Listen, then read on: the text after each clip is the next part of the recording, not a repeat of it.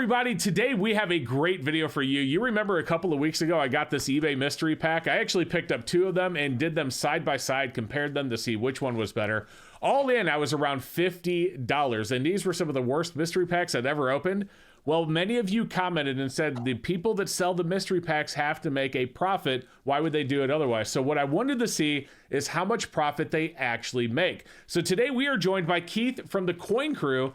He owns a coin shop called Coin Zone in Muskegon, Michigan, and we're going to show him the entire contents of our mystery pack and have him tell us what he would sell this mystery pack for to a customer that walks into his shop. Keith, how are you today, my friend? I'm doing okay. Thanks for having me. Absolutely. And by the way, guys, Keith has his own YouTube channel. You should check it out. I will put a link in the description below. But let's not wait any longer. Let's show him this mystery pack and see what he thinks. My channel is sponsored by SDBullion.com. New customers can get their first order of gold or silver at spot by going to SDBullion.com/new.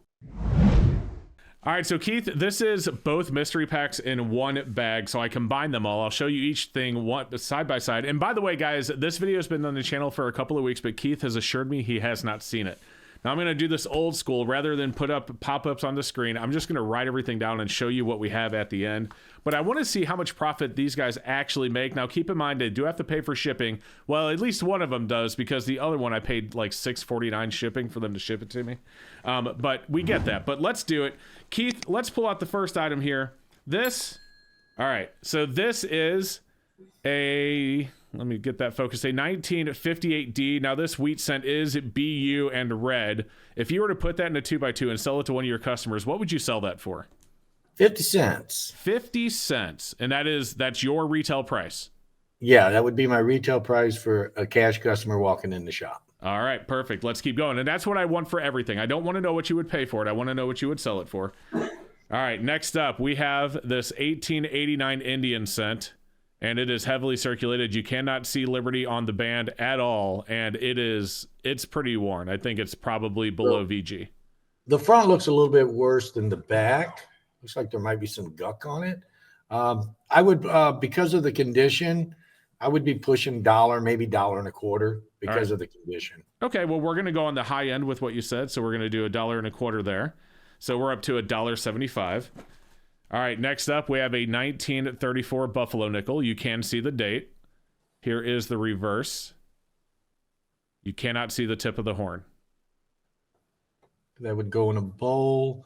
The bowls, I think, range 75 cents to $1. So, yeah, $1 on the high side. All right, we're going to do $1. We're going to go high side on everything.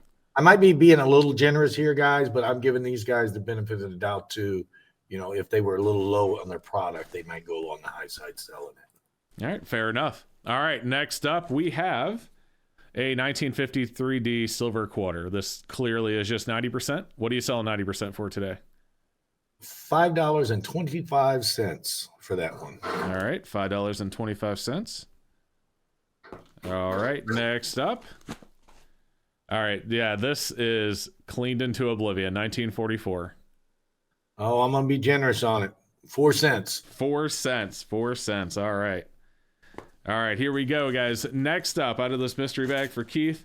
All right, we have a pack of wheat cents, and if I remember correctly, there's 22 total in here.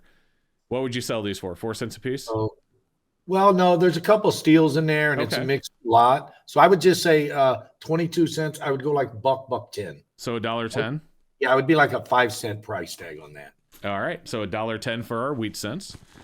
All right, next up, we have a 1945p Mercury dime. Let me show you both sides.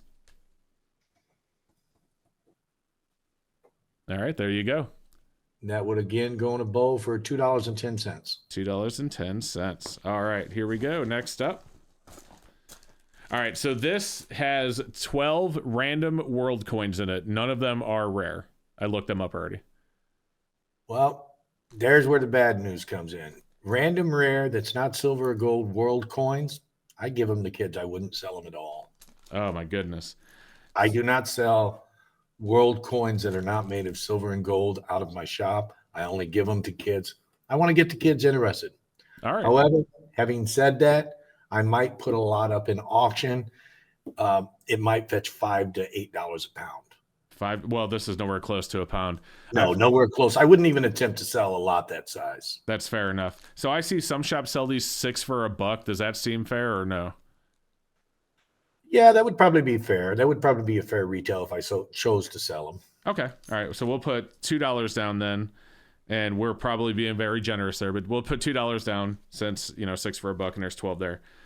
All right. Next up, we have ourselves a 1964 Roosevelt dime.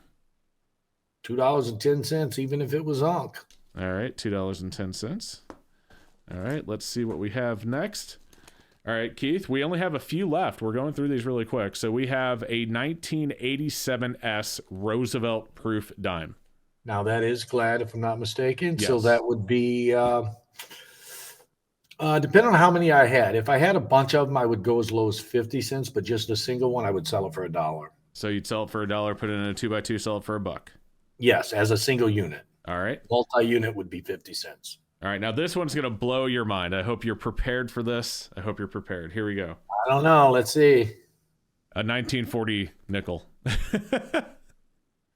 Well, with the rate of inflation, I'd have to say 2 cents, but because it's a nickel, I'm going to have to stick with that nickel price tag. 5 cents, and that's exactly what I said. By the way, the listing for, because this is 2 bags in one, right? The listing for this listed said you get 1 old nickel right before or right after World War II. They couldn't even bother to include a war Is that nickel. both bags? We're not. We got 2 more things. Oh, okay. I was like, wow, whoa, that's cheap. Yeah. All right, go ahead. All right, here we go. Next up, we have a 1943p war nickel. This came from the bag that did not list the standard 5-cent nickel. Now, my war nickels, I have a double tier price on them. Okay. And what I mean by that is I've got them in a bowl. You pick out of the bowl, they're $2.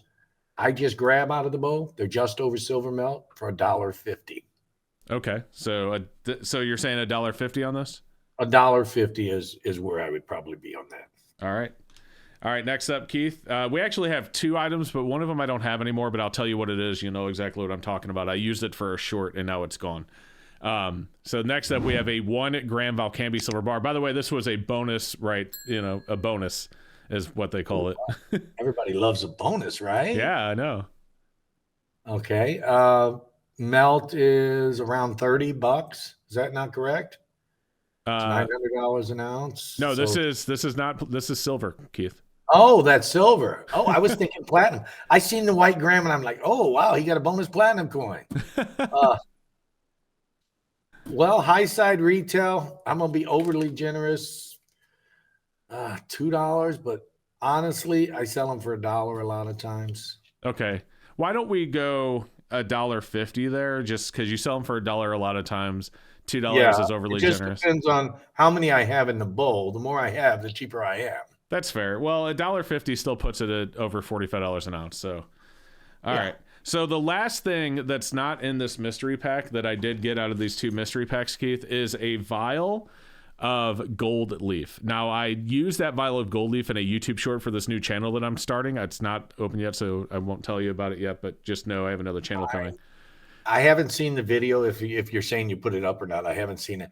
But if you used it for a video, yeah, I'm sure it got destroyed because of the lack of gold in it. Those vials, again, another giveaway item. But if I sell them, they're $1. You sell them for $1? Okay, yeah. So I sell them for $1 when I get them. Yeah, you can buy them in multitude packs. 100 or 200 of them, and you can get them for about a quarter to 35 cents each. Gotcha. And that's probably on the high side. Right. All right, Keith. So I'm going to go ahead and add all of this up, and then we'll get your opinion on the pack. All right, Keith. So I went ahead and added everything up, and it comes out to $20.39. Now, you're saying everything you told me is full retail price, right? Yeah, I would say on the high side of retail, to be honest. So, Keith, be real with me. What do you think of those mystery packs that I got?